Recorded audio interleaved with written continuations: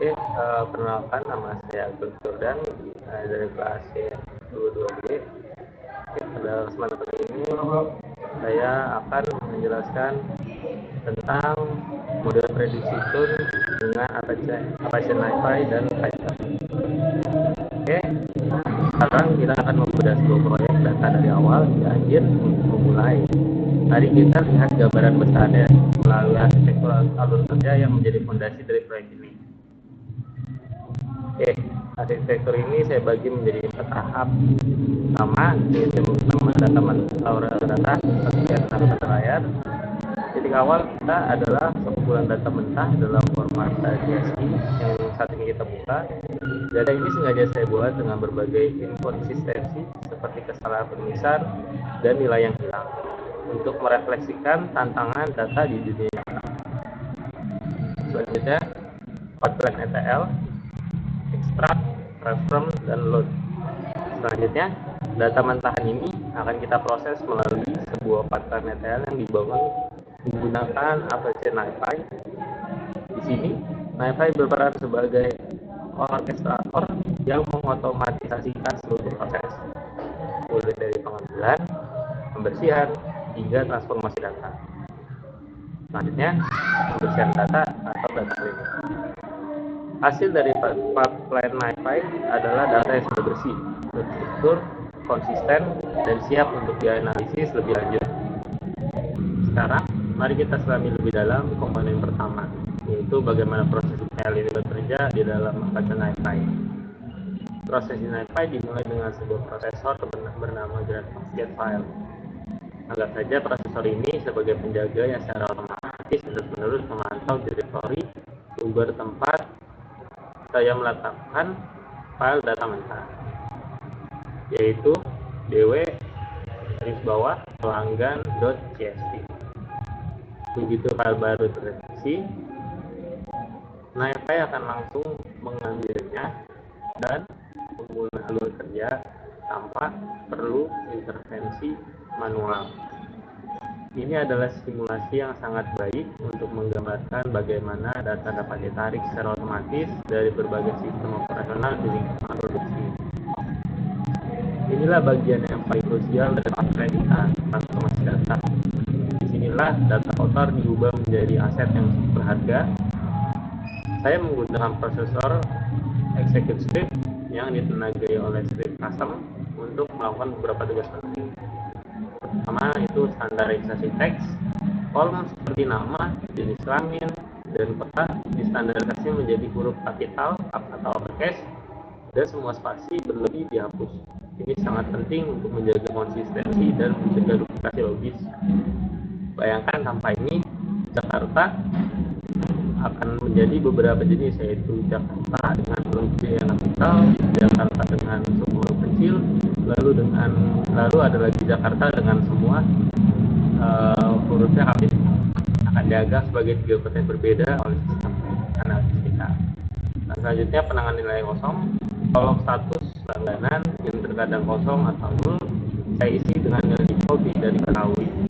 Langkah ini memastikan tidak ada nilai nol yang bisa mengganggu atau bahkan menggagalkan proses analisis dan pemodelan nantinya. Selanjutnya, validasi nilai numerik. Saya memastikan kolom numerik seperti usia dan rata-rata pemakaian tugas dari nilai yang tidak logis, misalnya nilai negatif. Jika ditemukan, nilai tersebut akan saya ganti dengan nilai yang lebih masuk akal seperti 0 atau nilai rata-rata, tergantung pada konteks bisnisnya. Selanjutnya, penambahan metadata. Saya menambahkan satu kolom baru bernama created date yang secara otomatis mencatat waktu kapan data tersebut diproses oleh pipeline ETL. Ini adalah praktik terbaik dalam tata kelola data untuk keperluan pelacakan dan audit historis. Setelah semua transformasi selesai, saya juga menggunakan prosesor update atribut untuk mengubah nama file menjadi lebih informatif dan terstandarisasi. Misalnya, file pelanggan 20.06.21/19.3000.csv. Tahap terakhir dari ETL ini adalah load. data yang sudah bersih dan rapi kemudian dimuat ke directory target menggunakan prosesor put file. Directory ini mensimulasikan lokasi penyimpanan akhir seperti data warehouse, di mana data sudah siap dan dikonsumsi oleh tim analis atau untuk melatih modal machine learning. Keindahan dari alur urgent NiFi ini adalah setelah saya diatur, seluruh proses ini berjalan secara otomatis dan yang secara drastis mengurangi pekerjaan manual dan potensi human error. Assalamualaikum warahmatullahi wabarakatuh. Perkenalkan, nama saya dengan Arga, kelas ISD 2J. Melanjutkan Jordan, saya akan menjelaskan bagian hasil dan analisis. Lalu seperti apa ya hasil konkret dari proses ETL yang sudah kita bangun? Mari kita lihat perbandingannya. Di sebelah kiri kita bisa lihat data mentah yang berantakan. Inkonsistensi pada kolom kota, ada nilai kosong di status langganan dan potensi nilai numerik yang tidak valid. Di sebelah kanan, setelah melewati pipeline NiFi, hasilnya sangat berbeda. Kolom kotak menjadi seragam dalam format Jakarta. Semua nilai kosong telah terisi dan numerik sudah tervalidasi. Dan yang terpenting, kita memiliki kolom grid date sebagai jejak audit.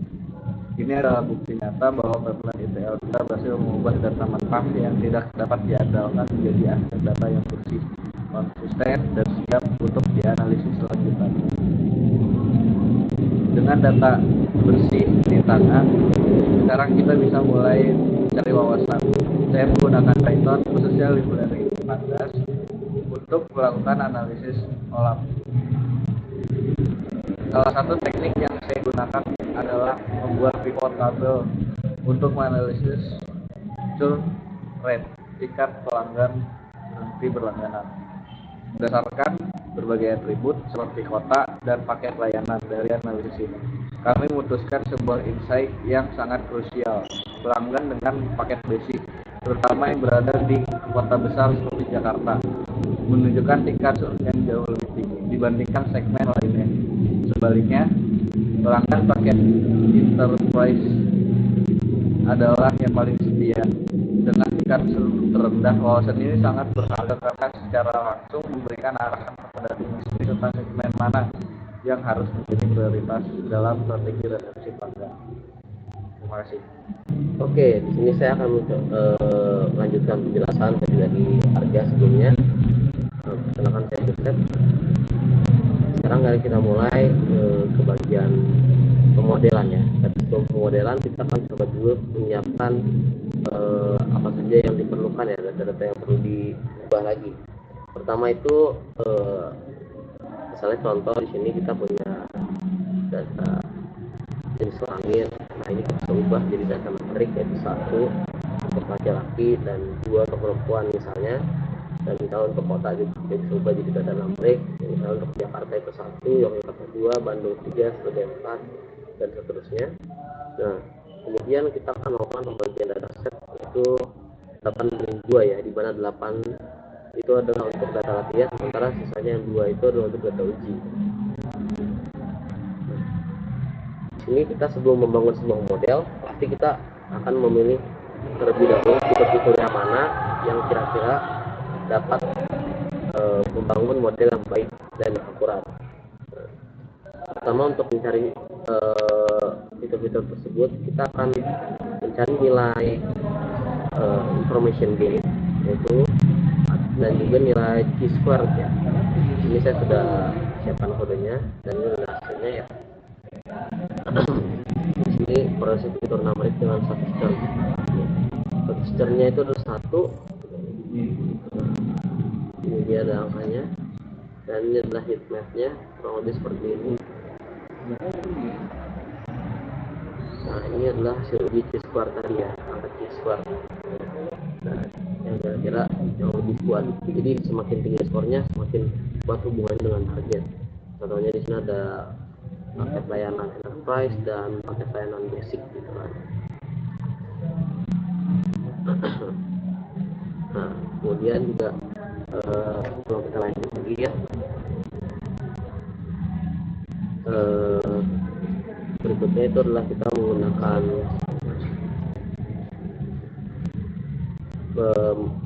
ranking berdasarkan fitur importance atau kepentingan fitur ya. Nah, di sini bisa kita lihat dari seluruh fitur yang ada. Ini lama langganan dan usia itu sangat mempengaruhi terhadap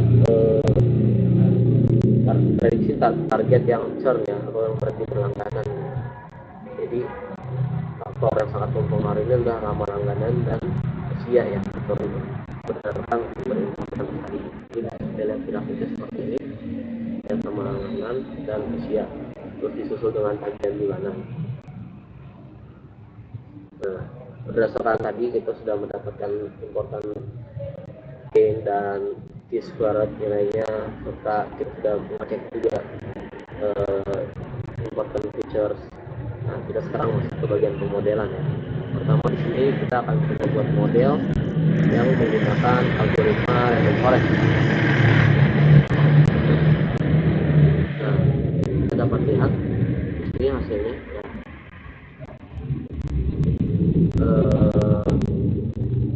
Maaf, di sini tuh kita buat pivot table-nya dulu. Pivot table itu adalah menampilkan kira-kira model kita ini bagaimana. Nah, ini model saya karena tadi kita dapat fitur importance adalah lama langganan dan usia, maka saya mencoba menggabungkan usia dengan paket ya, paket yang ditentukan, paket diambil. Jadi di sini kita dapat lihat paket layanannya, basic and advanced control, dan di sini adalah usianya, dan dilihat tidak usia 18 sampai 25 ini dengan paket basic sangat rentan sekali ya untuk churn atau berhenti berlangganan. Begitu juga dengan yang pro ya, jadi usia 18, 25 dan 26 yang ini sangat rentan. Sementara untuk usia untuk paket enterprise ya, untuk pelanggan yang memiliki paket enterprise itu sangat jarang sekali melakukan churn ya, atau berhenti berlangganan gitu, berdasarkan data yang ada. Nah, di sini kita sudah nge-train data ya dengan model algoritma random forest. Kita mendapat skor operasi model 72 ya, ini menggunakan semua fitur ya, dengan precisionnya seperti ini. Nah, sementara untuk menggunakan 4 fitur teratas yaitu paket layanan, usia, tagihan bulanan, dan lama langganan, kita dapat skor akurasi yang sama 0,72 dan skor precisionnya seperti ini. Oke.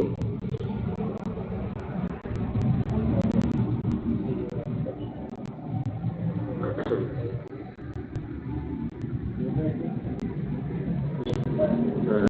di sini juga ada model ya, nanti lagi juga berdasarkan algoritma SVM atau SVC ya, dan mendapatkan hasil operasi yang sama ya dengan model algoritma tadi, lagi dengan algoritma random forest 0,72, tapi mungkin ada perbedaan ya di segi precision, recall, and score, baik itu untuk yang semua fitur maupun dengan fitur teratas ya.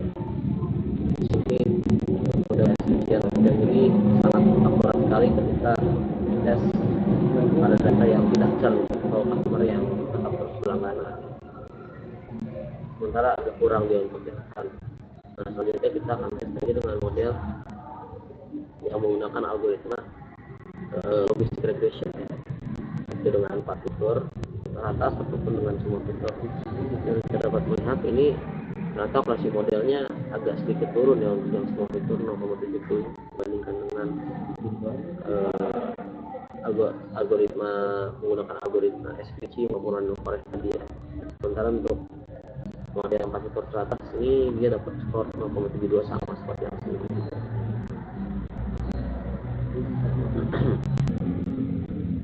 Oke, jadi untuk kesimpulan ya, proyek ini berhasil merancang dan mengimplementasikan bidang data ya untuk memprediksi customer churn pada perusahaan telekomunikasi dengan menggunakan proses RDL ya, digunakan Apache MyFi sebagai aplikasi data warehouse-nya, dan analisa machine learning berbasis Python ya, dimana kita berhasil mengolah data mentah yang awalnya tidak terstruktur dan kita berhasil bersihkan. Kemudian kita juga berhasil menganalisa ya berdasarkan proses atau sistem all up ya, gimana kita dapat mengidentifikasi pelanggan ya yang memiliki risiko churn yang paling tinggi, yaitu tadi adalah untuk usia paling muda ya, untuk agresif dan pro. Kita juga berhasil mendapatkan model machine learning yang baik yang diperoleh itu adalah random forest dengan akurasi 72% dan advanced score dan precision yang lebih baik dibanding model yang lainnya. Sekian presentasi atau video yang akan disampaikan oleh